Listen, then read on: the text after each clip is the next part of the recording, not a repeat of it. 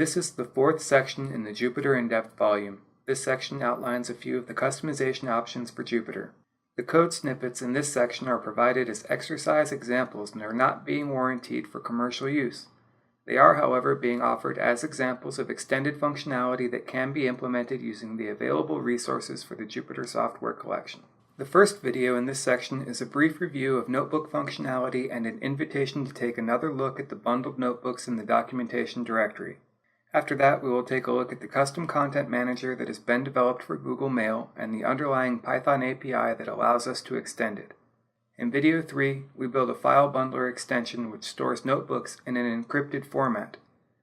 In video 4, a file save extension is added to our code so that notebooks are automatically archived. In the fifth video, the notebook server is used to serve custom content via request handler. The notebook package contains many useful utilities and a wealth of documentation. Working through the provided materials teaches enough to get started modifying the notebook and server. Go ahead and pull down a fresh clone of the project rather than using pip or Anaconda. This video demonstrates the use of the secure notebook script from the source archive within the notebook environment. This is a good time to work through all of the notebooks in the documentation directory. There are additional tests and resources that are worth working through in the cloned package. The secure notebook script is particularly useful because it also demonstrates adding values to the JSON configuration file using Traitlet's configuration objects. The script creates an RSA key pair and then signs it using an X509 object.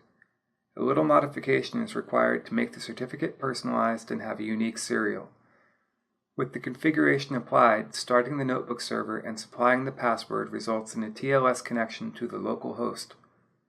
The configuration file is written by the JSON configuration object returned by the loadConfig method of the JSON file config loader class.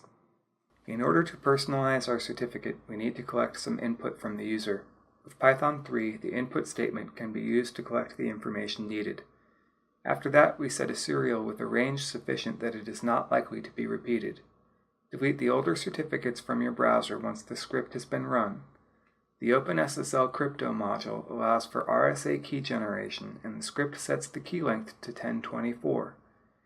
The X509 object signs the key pair object with SHA-256, and there is no certificate signing request artifact. A certificate and private key are then extracted from the crypto.pkey object. The notebook server starts with the configuration applied.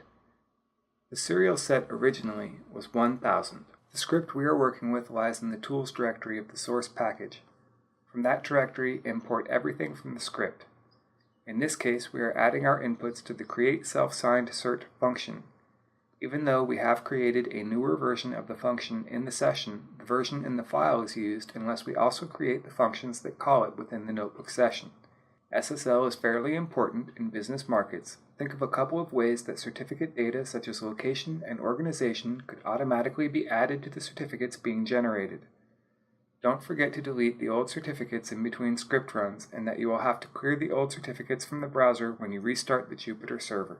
This is an excellent time to look at the included notebooks in the documentation, especially the JavaScript and notebook import workbooks. Take a look at the rest of the display objects that Jupyter can use. Pick any 3 and add them to the notebook. This video was review.